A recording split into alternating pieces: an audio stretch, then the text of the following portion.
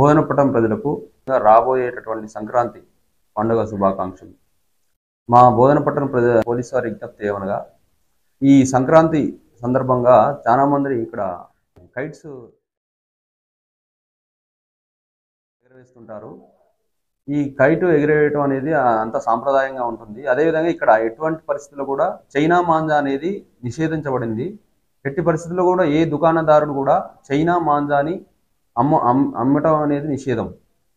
ఎవరైనా కానీ ఈ చైనా మాంజాని అమ్ముతున్నట్టు మా దృష్టికి వచ్చినట్లయితే వారి మీద మేము చట్టపరమైనటువంటి చర్యలు తీసుకుంటాము.